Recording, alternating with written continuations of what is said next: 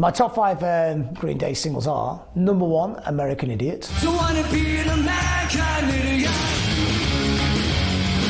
Number 2, Basket Case.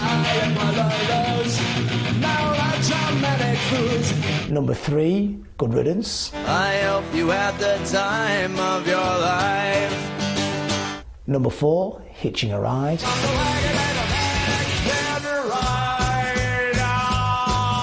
And number 5, Minority. There's no denying that even from the word go, Billy Joe Armstrong's got an ear for a hook and a catchy melody, and ultimately that's what the band survived off. Green Day have been as much a singles band as an album band. They write really concise, neat, 3-minute pop songs. The reason why they're so successful is because they're so damn serious about their business, and they feel that they have an obligation to their fans out there to do the best they can do and to be the best musicians they can be.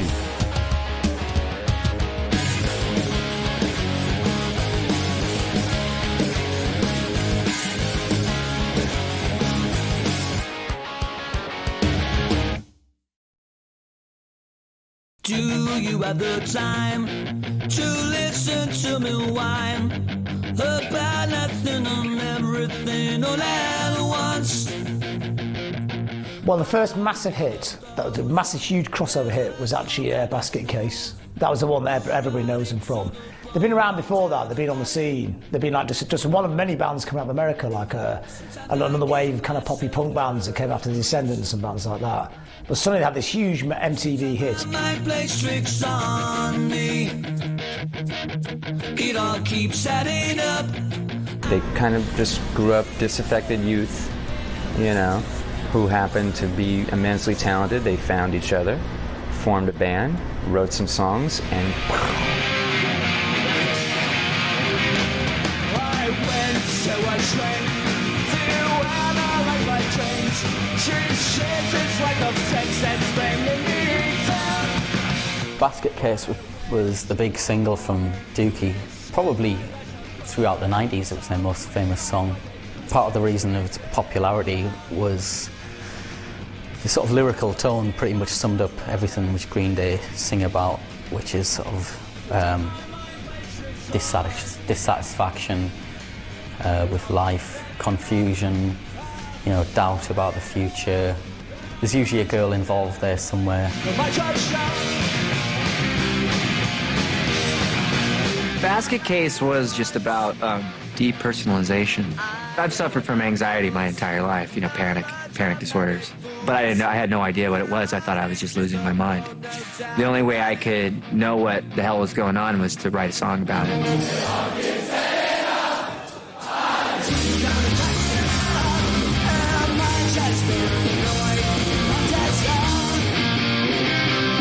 You know, do you have the time to listen to me whine? And I'm bored in my room and kind of cheap nihilism, if you will. But there's something extremely knowing about it, as if he's kind of commenting with derision about himself, and it's all very, very, I think, clever. The opening chords, instead of 3, just a 3-chord riff, is E flat, B flat, C minor, G minor, A flat major, E flat major, back to the dominant of B flat, and again.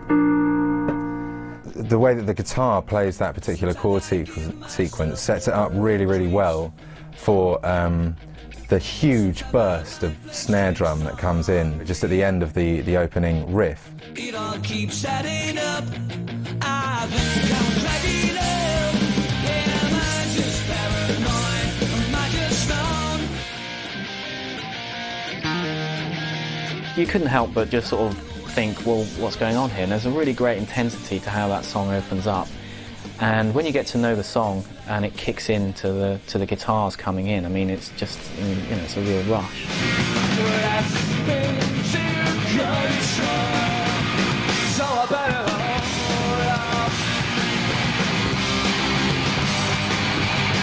They hit that kind of point just after Nirvana. They have not the same sound, but a similar kind of sound. but it's much more up, and I think rock was a bit depressed at this point. And Green Day seemed like deceptively kind of jolly, happy-go-lucky band.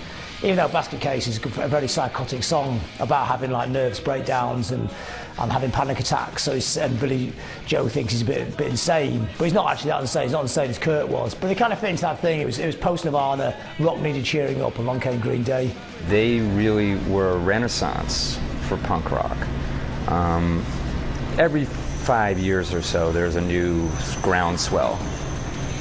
They led the way and basically spawned a bunch of pop, what's now known as pop punk bands.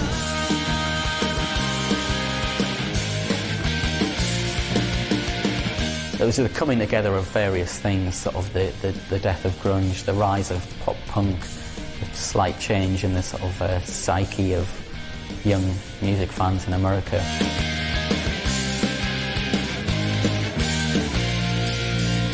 And anybody who argues that Green Day aren't a proper punk band, to me that's, playing Basket Case, it sounds as good or as great as any of the punk singles released in the late 70s. Of course it's a slightly different version, the same kind of thing, but it's a very exciting record. When at the time if you heard it played in a club, the kids would go crazy, the whole floor go absolutely crazy for it. And still now, years and years later, it's a classic. It's their teen spirit, really. It's their classic.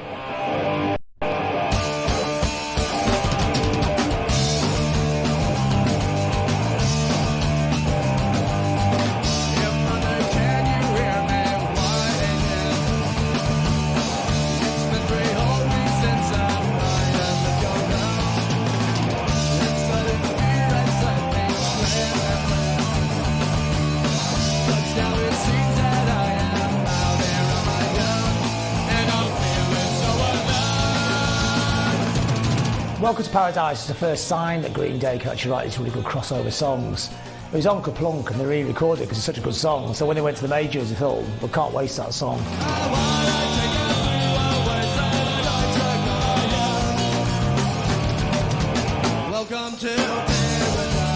Welcome to Paradise, which was on Kerrang, was also on Dookie, but I was more than happy to listen to it again because it was fantastic.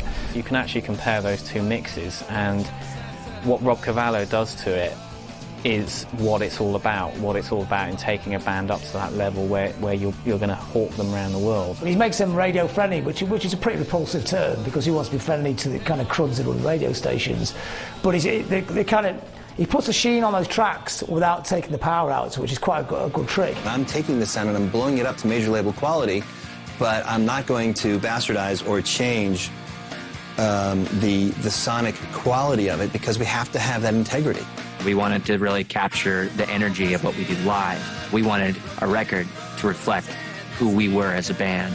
$500 recording that style and put it on a big budget with more time and more time to get bigger sounds. Can you hear me loud?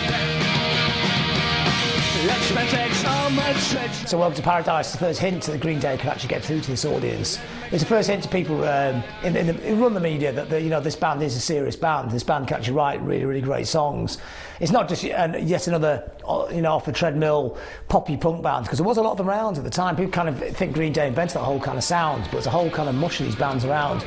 When you first heard Welcome to Paradise, I thought, he's got something here. He can actually write songs that are special.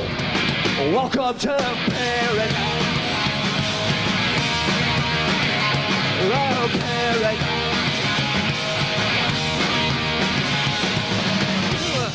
Essentially, they were in the right place at the right time. That was, I think they were kind of going for a larger audience, not like calculated, but they were definitely concentrating on writing great songs. I think if you ask Billy Joe himself, he'll say, I'm a songwriter. I'm not a punk rocker. I'm a songwriter. Sit around and watch the tube, but nothing's on. I change the channels for an hour or two.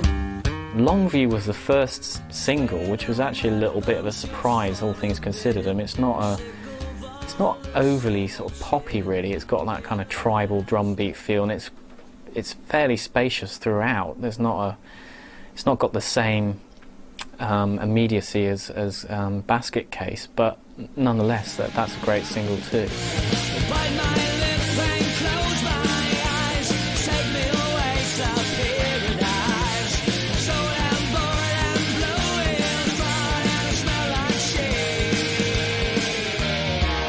it's got kind of great melody, but in a very subtle way, and the way that the band are playing together is very sort of interesting. The way they were playing together really kind of bizarrely almost reminded me of the way that Stevie Wonder's band play off each other, because they've got those kind of interacting harmonies and melodies and stuff, and that's very rare for a kind of, like you say, a sort of college American punk band to have that kind of depth.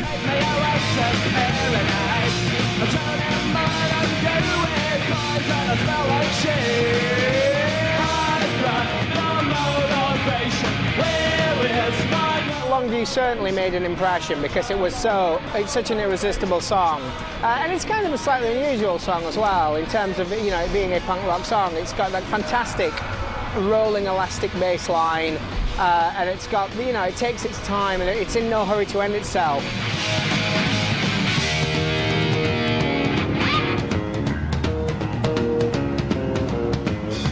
I sit around and watch the fun, but no one's calling.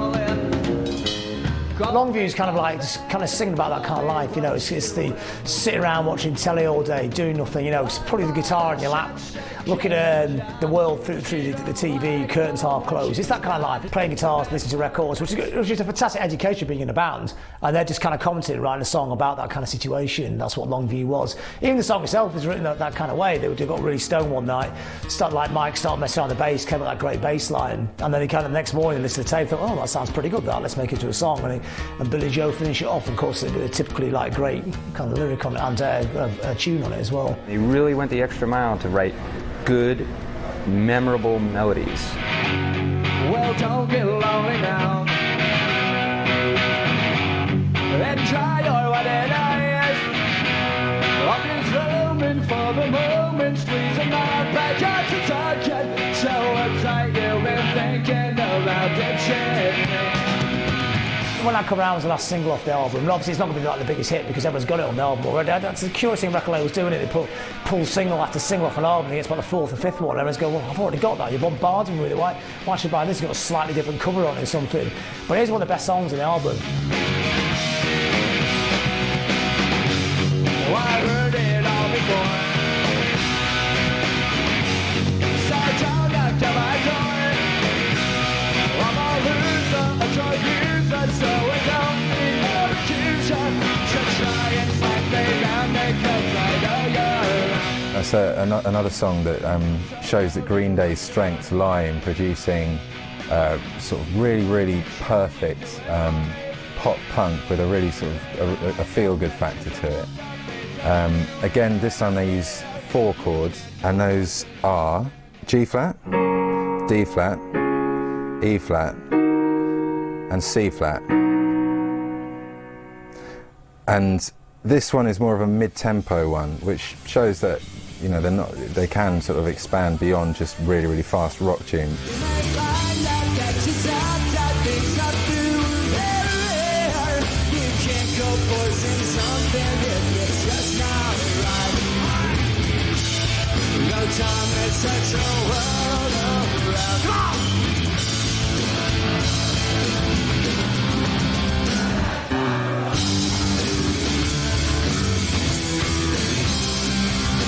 Obviously they could have chosen any chords they wanted to, but they chose chords which also happened to be exactly the same as, well, 2 songs spring to mind. First the Beatles' Let It Be, identical chord sequence, and also the Bob Marley song No Woman No Cry. It's identical, so it's not a sort of outrageous coincidence that they're identical, because it is quite a common pattern, but it's sort of individual enough to be able to be instantly recognisable.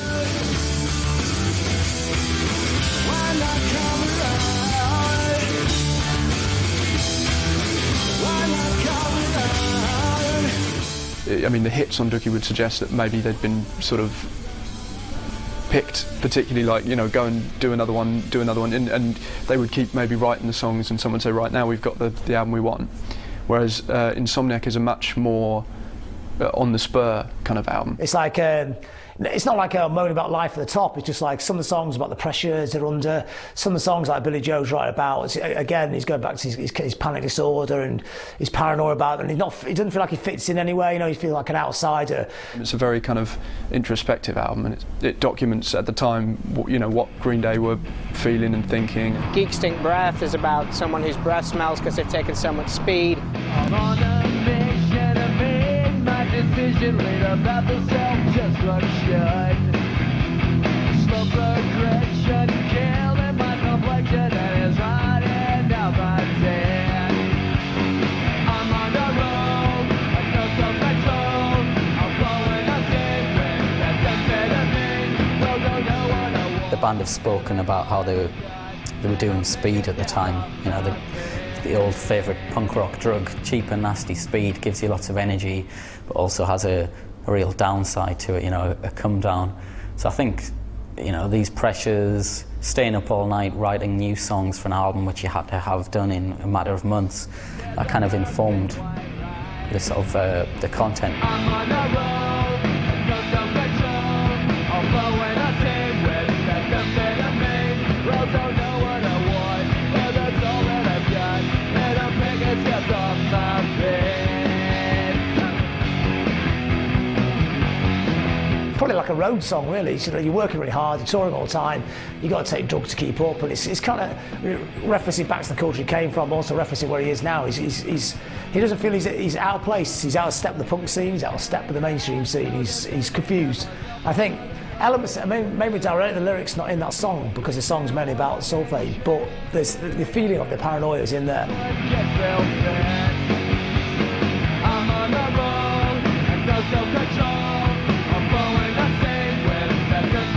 But musically it was still fast, it was still dumb in places, still smart in places, but crucially still had plenty of songs which could get played on the radio.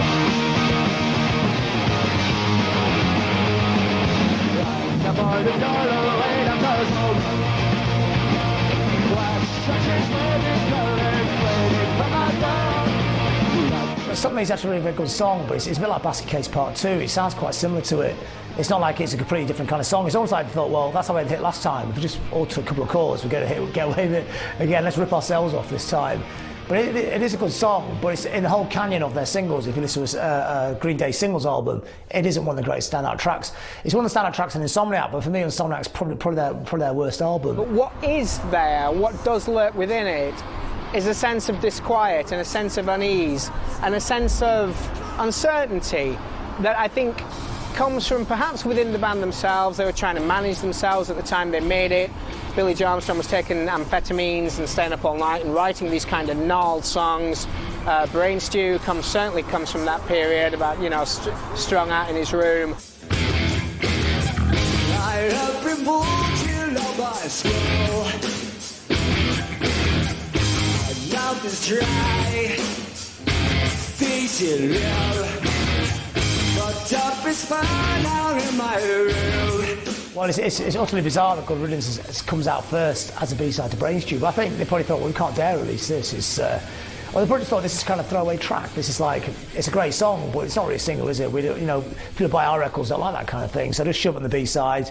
We'll come back to, no, they probably think we'll come back to the thing. Let's see if we can get away doing like something acoustic, you know. Let's put it on there. It's a good song. Billy's got his little song. We can put it on there. We'll put it out. A single comes out. Brain Stew doesn't do fantastically well. It's all forgotten about. Dusted away. Like leave it. And of course, it doesn't actually work out like that, does it? By 1997, they were probably seen as quite a one-dimensional band to people beyond the punk scene. They were seen as a band who wrote these simple, straightforward songs. They had the following, and kind of that was what they did. So I think with Nimrod, they tried to kind of diversify slightly musically. They're kind of branching out a bit. It's got a few more instruments on there, a few more different styles of music. It's not so much straight, you know, the straight pop punk thing, you know, wham bam, funky bam kind of verse chorus out, which they're very, very good at. But I thought, we're getting bored of this. We've done about 3 or 4 albums of this. Let's try something different. Nimrod is the first chance they get to sort of take stock of things and actually decide what kind of record they want to make.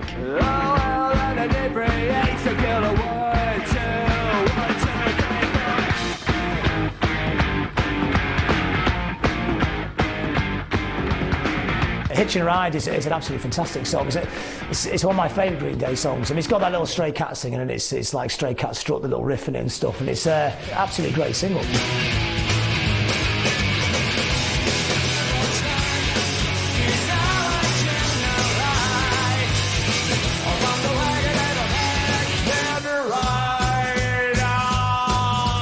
Hitching a Ride kind of makes me want to dance, and I can't dance, so that's really going to make me want to do it.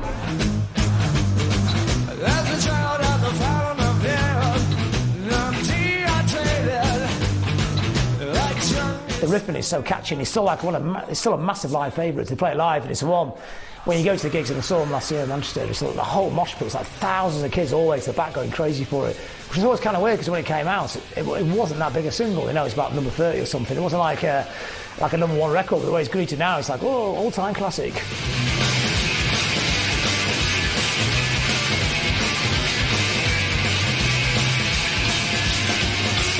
The big thing about Nimrod, or the significant thing, was the single Good Riddance, which they did, which was like, it showed a completely different side of Green Day, but it was one which fans were probably aware of anyway. It was a really simple, sort of sparse acoustic song. It's something unpredictable, but in the end is right. I hope you had the time of your life. It shows them in a different songwriting light of, obviously it's an acoustic song, it's much slower. There's a sort of almost Celtic sounding string section in there, and you get to hear Billy Joe's voice in a sort of different register and different timbre as well. Like a punk band doing a sentimental ballad with acoustic guitars and strings, but they did it very well. So, you know, and also it's a testament to how good their songwriting is, that it can cross over those sort of genres. Unpredictable, but in the end it's right. I hope you had the time of your life. It freed them up completely, because I think when you're as good a songwriter as that, to get blocked into just being a pop punk band must be really frustrating. So already with the album, they're kind of stretching out the sound. So maybe in some ways it does fit in the context of the record, because the record, the current album at that time, has got those different styles on it. So let's put out the most off-the-wall single they got, which is basically Billy Joe on his own playing acoustic guitar.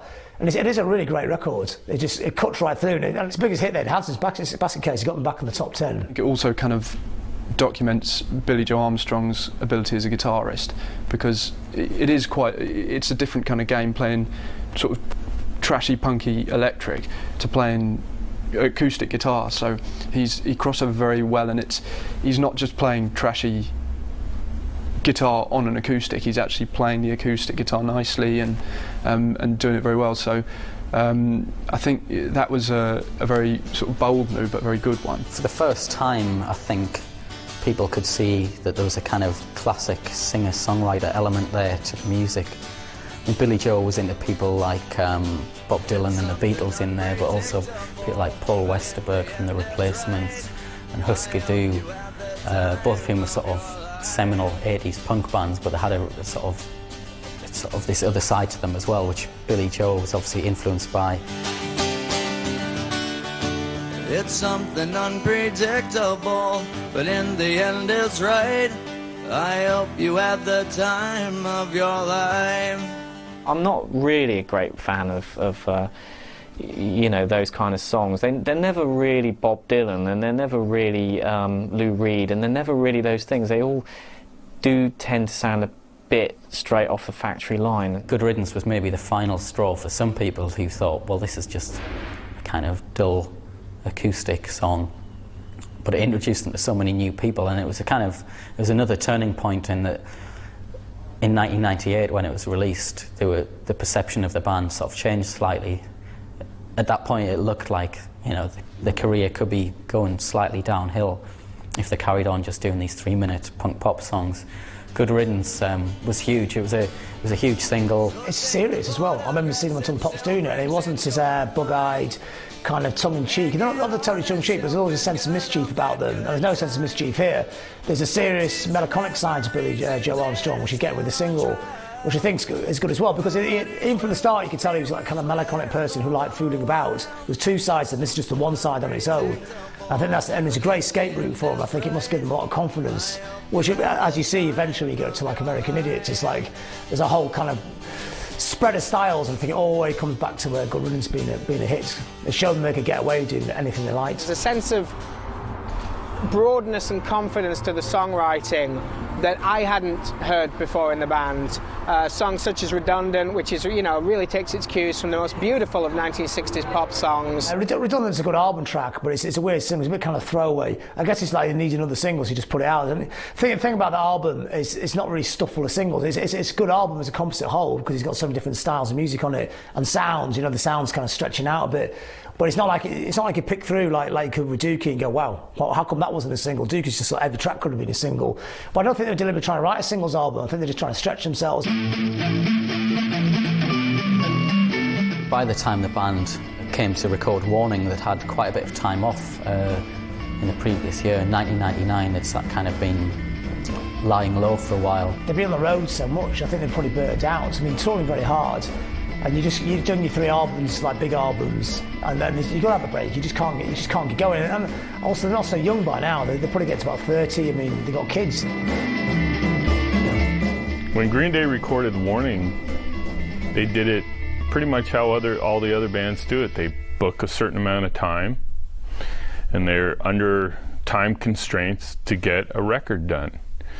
And how do you let yourself go artistically if you're under time constraints, especially when you have that much talent? It can be very frustrating. They're kind of sort of searching for a new sound within their sound, because they're obviously quite aware that they don't want to bore the audiences with sort of the same stuff over and over again, which they never have done. By the time Green Day made Warning, punk pop had been it had become a genre within itself. You know, 5-6 years had passed since Dookie, and there was the next generation of punk bands were coming up. There's bands like Blink-182. These were bands who were directly inspired by seeing Green Day in 92, 93, 94. So Warning was really an attempt to, I think, distance themselves from that sort of generic, formulaic 3-chord punk.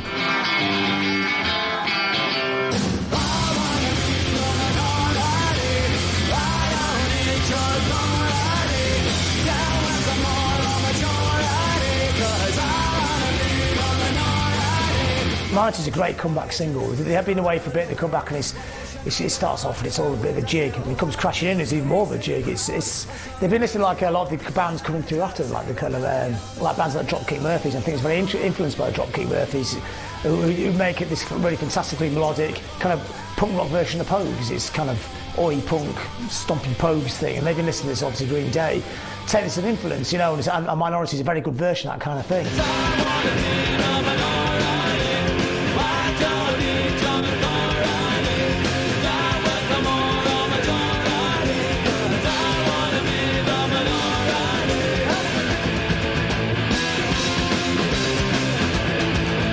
They're very good at coming in with like the first single off the album is their best song. It's just like one that sets the tone. It's a really big hit and everyone's really glad to have them back. I think this really bumps up the album as well when it comes out. One light, one mind, flashing in the dark.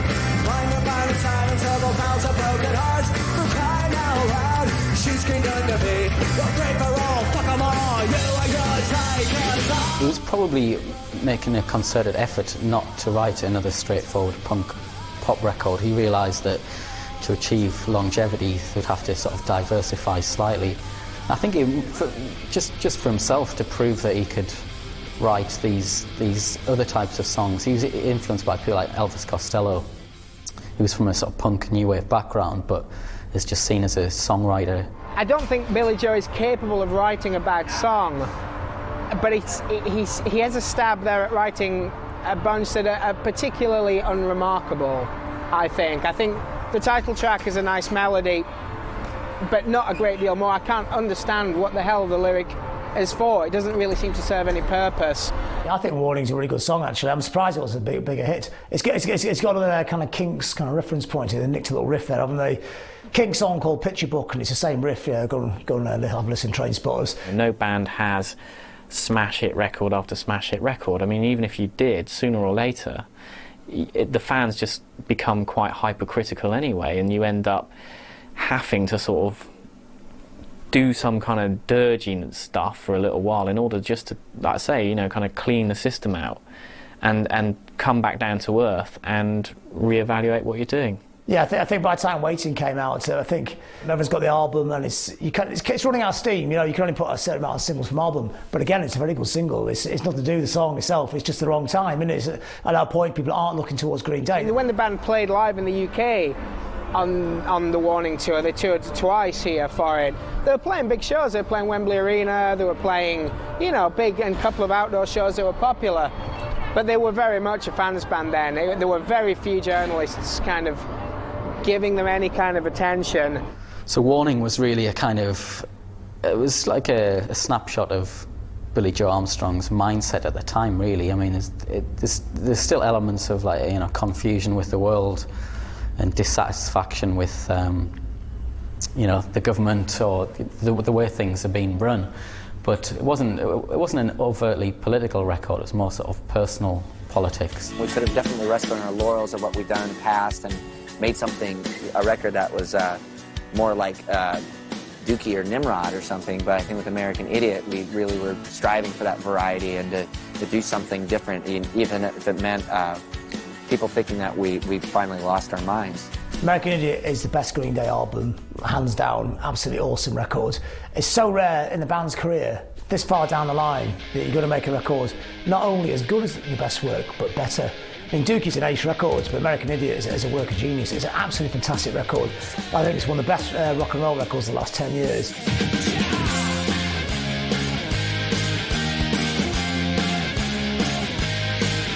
Green Day came here and booked the studio. They were here for 15 months when they were here last time, when they wrote American Idiot. It was not written before they came in here. They went in and had a good time with their pirate radio station, their go-karts. People came in, guests came in, they had jam sessions. But they made themselves record something every day. And out of some of those really basic ideas, the concept album idea came into fruition.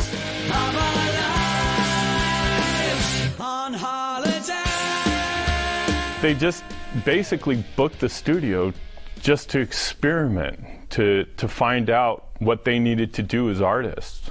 The band were away for so long in terms of a new album that I don't know how many people were actually excited about a forthcoming Green Day album. If you look at the two extremes, their most recent album took 4 years to make, whereas their first album took 1 day to make.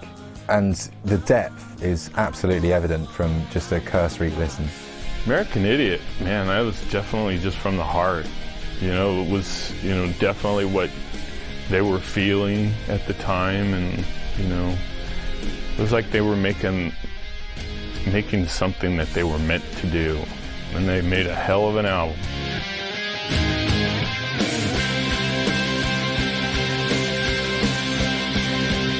These new songs started really being shaped by what was going on around them in the world. Rather than their little world, it was about America, it was about, you know, touching on foreign policy, but in a really kind of, again, in a personal way. A lot of the songs were about American life, and that's why it really touched a nerve and sold so well. People always look at Green Day as being a bit lightweight, don't they? You have this argument, because constant arguments having to go on about it, you know.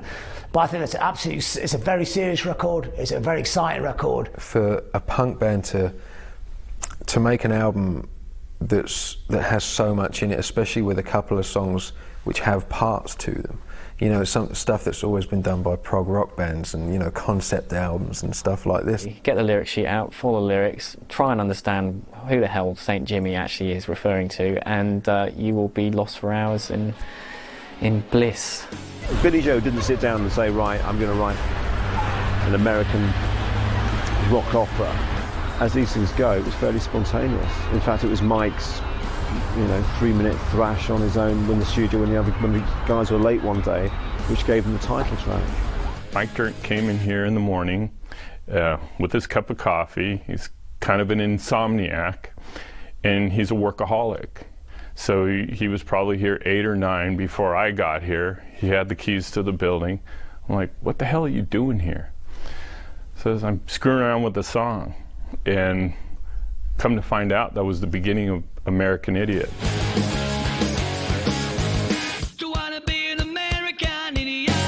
Like all Green Day songs, it's pretty much written around 3 chords, but it's just the way they're put together. So it kind of starts with the main riff, which comes in.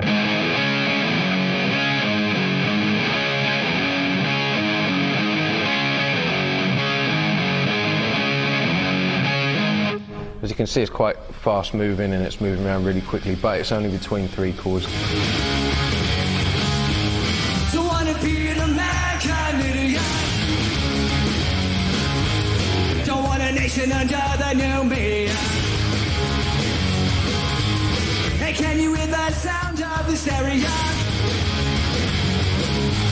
That is essentially, again, sort of straight up pop punk.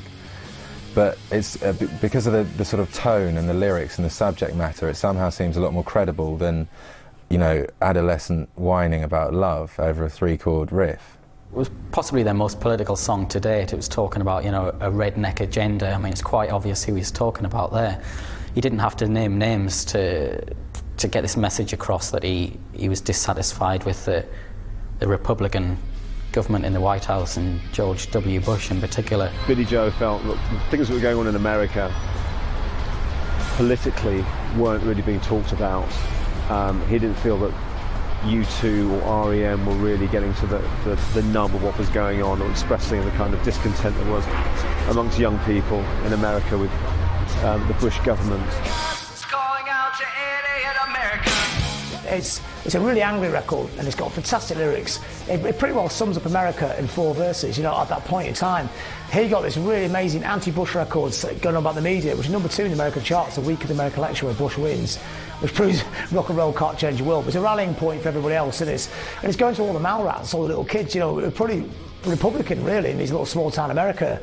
And here's presenting a whole different kind of point of view. You know, punk rock has a history of being political, with bands like The Clash and the Sex Pistols and that sort of thing, and tweaking society in general, and anti-authoritarian and so on. So yeah, I think they're following in that proud tradition, really, of that's what punk rock has been about. It's been about thumbing the nose at society and at conventionalisms and, you know, that sort of thing. That was something which had been missing from punk rock in the 90s. And American Idiot does capture the feel of one half of America, and it's that half which is pissed off with what is going on in the world and the sort of the crimes that their government is perpetrating. Maybe I'm that fag-out America. I'm not a part of a redneck agenda. It was their first single, and it was like, here we are again, you know, we can do this fine. And the actual song American Idiot is basically everything on that album concentrated into one song. The whole theme of the whole thing is in that song lyrically. There's a genuine passion in Billy Joe at that stage to get his teeth into some lyrics, and I think he does a great job of doing that for American Idiot. The thing about American Idiot to me is that it sounds so wonderful. It sounds like duvet upon duvet upon duvet upon duvet of melody and guitar and sound. It's such a, it's almost like Phil Spector's Wall of Sound. You don't buy into Green Day for like really heavy, raw sounding records. They're a pop band, you know. That's what they're doing. Their records are big. They sound great in the radio. They sound great when you're out at a club, and they sound great when you play stereo real out at home. It's the kind of track that when I first heard it, I put it on and straight away I knew I liked it. It just had a great sound straight away, and as soon as it finished I put it back and listened to it again. I think it can be considered one of the songs that, you know, generations of guitarists would pick up and play Stairway to Heaven. I think it's one of those kind of songs that generations of kids with guitars are going to pick up and play American Idiot. When you initially hear the single American Idiot, you do actually think the whole album's going to be full of tracks like that. And often when kind of rock bands or punk bands do the slow songs, it's pretty crap, really. I mean, rock bands can't really do slow songs, but Green Day can. They're very good at it. And Boulevard of Broken Dreams is very melancholic, and you get that feeling. It's so beautifully done. It actually really works.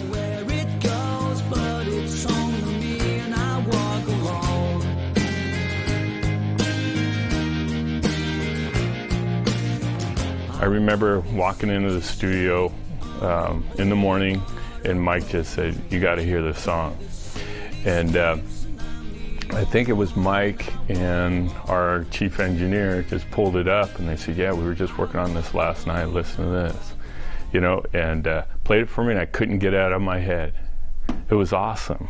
It starts in a really weird kind of, with a sample thing. It just sounds like it's on a loop. And so because of that sound that they use at the beginning, it's a very strange sound, kind of very kind of dark sounding. But it's then the acoustic comes in, and although having the acoustic it makes it sound nice, it's still a very kind of dark sounding passage. So the acoustic sound comes in like this.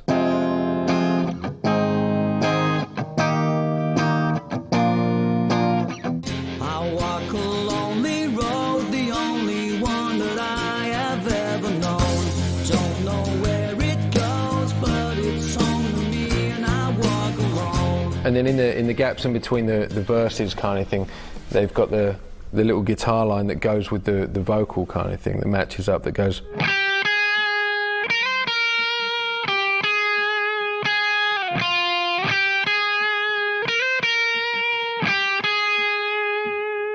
It's just a really nice little melody and that breaks up the verses quite nicely.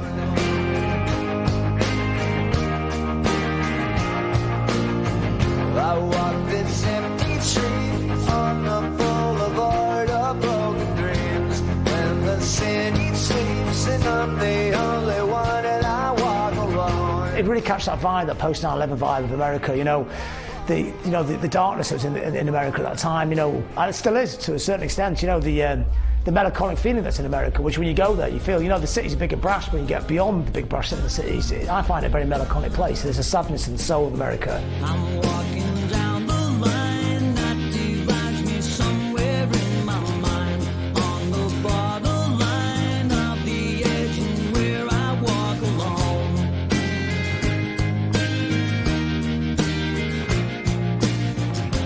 Read between the lines what's fucked up and everything's alright. Check my vital signs and know I'm still alive and I walk alone. You know, it's funny because I never imagined that song would ever be played on the radio because I felt it was so deep, you know, and all the shit that's out there, no offense to all the bands out there, but there's a lot of pretty shallow stuff. And after the passage, which has been, you know, dominated by acoustic guitar and vocal, it then kicks in with true Green Day style, you know, so it's just got these really punchy chords that they're, again, just really playing flat out. And the way they're put together, just the progression sounds really, really cool. It's like this.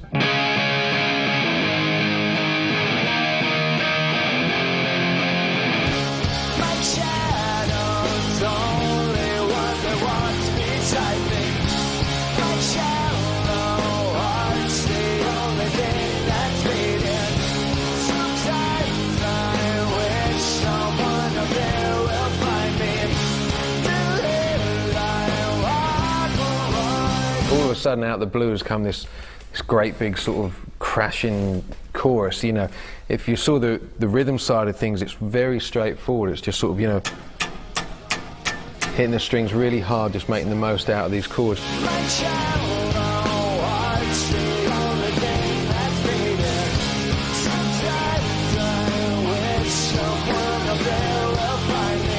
The song kind of carries on in quite a normal fashion, you know, verse, chorus kind of thing. Until the end, we get to this bit at the end where it's like a chorus, but the last chord is held for a bit longer, and then it goes into this riff, which is made up of just single notes. But the way they're put together, it just keeps repeating. It's a great end to a song.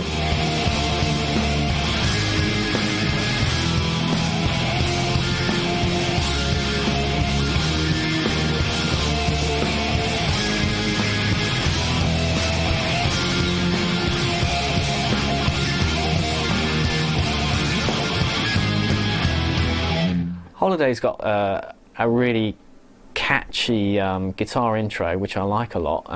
It reminds me of Iggy Pop's Passengers, actually, which isn't really a bad thing, and it's quite typical that Green Day might do something like that, because they can immediately sort of they're referenced with a sort of well-established sort of classic punk icon.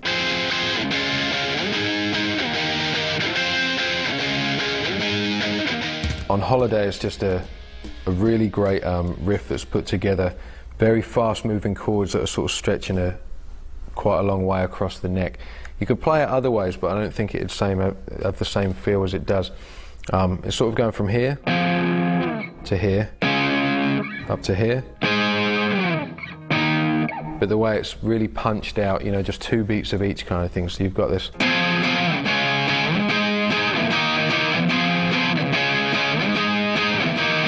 It's got a sort of a shuffling 6/8 feel to it, which gives it a nice sort of, it gives it more of a lilt than the other songs, which are more kind of 1 2 1 2 straight up, you know.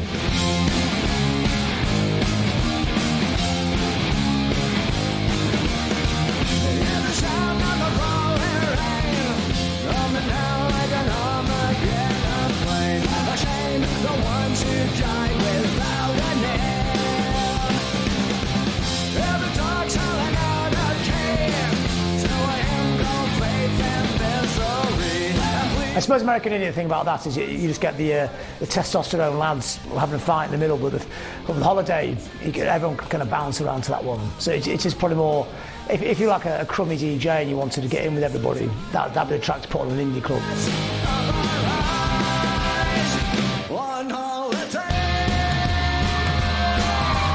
It's got that great kind of Green Day sound, and they sound great, they're playing great, the song, the melodies and the harmonies, you know, it's all really strong.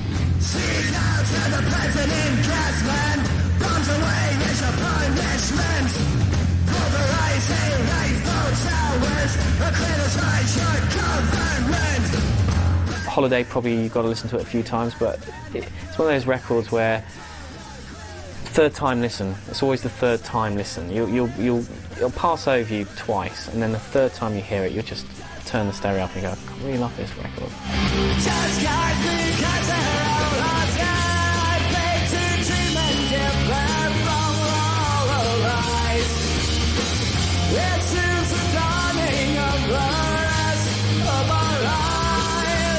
Wake Me Up When September Ends, Billy Joe wrote about when his father died, and Billy Joe's father died when he was about 10 or something. Died of lung cancer, and I think at the time he thought, that's what he thought, Wake Me Up When September Ends. His dad died in September and all that, so it's, he thought, well, if I can sleep through this, because it absolutely, well, it really affects, it's devastating. It's probably one of the most devastating things ever going to happen in your whole life, and he dealt with it by writing a song about it years later. Guitar-wise, it's just a really nice chord structure, and with a lot of the best riffs sort of written, there's one note that's sort of moving while the others stay the same kind of thing. It's the one note that moves all the way down,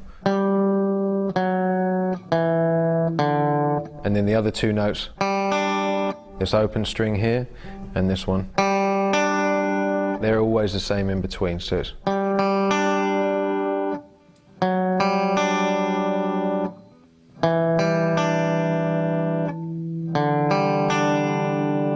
into a C, C minor. Summer has come and passed, the innocent can never last. Wake me up when September ends. Like my father's come to pass, 7 years has gone so fast. Wake me up when September ends. It's nice to see in this song that there's something else kind of happening, that he's doing something different at the beginning for quite a while, for quite a bit of the song. You know, before it all goes into the usual Green Day thing, you know, most of the songs always sort of end up in the same place where it's just heavy guitars and stuff, you know. But this is just a really nice start to the whole song, and gives it a completely different feel, you know.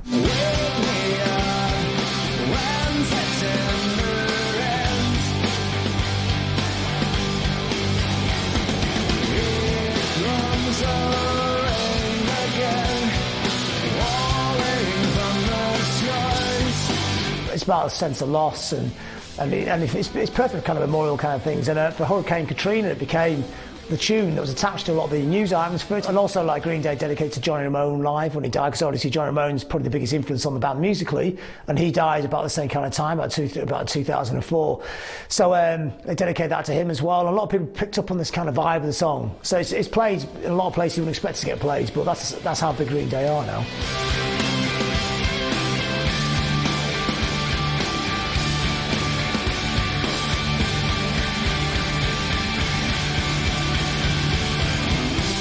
Jesus to Suburbia is a kind of an adventurous thing for a band like Green Day to do, and something you perhaps wouldn't expect them to do. Basically taking 4 or 5 songs and compressing them, putting them into making one long song, which is, you know, you'd expect like a prog rock band to do or something like that, but perhaps not Green Day. Got my television fix, sitting on my cruiser, big so heavy road, on my private road, over Montana, right away. All of the violent died, as a loving cigarette, Mary Jane, insane, it was someone else's cocaine. It's just like loads of little scraps of songs all tied together, and that looks like it's quite an easy thing to do, but it's actually very, very difficult to make it all make kind of sense. It's got like this kind of reoccurring theme and all these other different bits and bobs stuck in. It's almost impossible to do properly.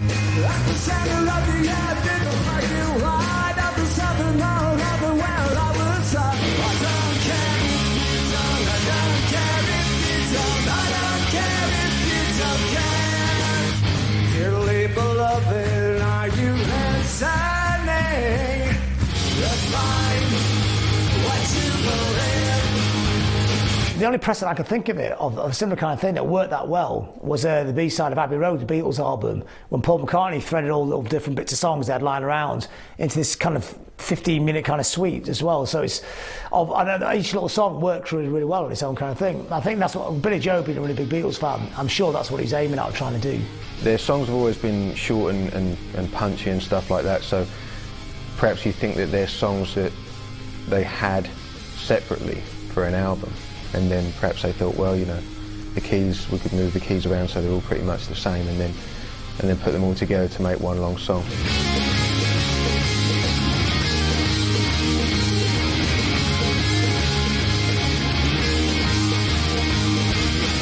Well, it's a difficult song to get played on the radio, but by now Green Day is so massive, it's turned all the way around. They don't need the radio to have hits, they're big enough anyway. It's like they don't have to go and grovel to the radio to have the hits, they can put out what they like. And it's great they could put out an 8 or 9 minute record all made of different little parts, which very rarely ever gets played on the radio, because the radio's chicken. They only play stuff that's they think's right or fits in a framework or the advertiser will tell them to play. But Green Day are not this big V sign to them, say, we're the biggest band in the world, we don't need you anymore.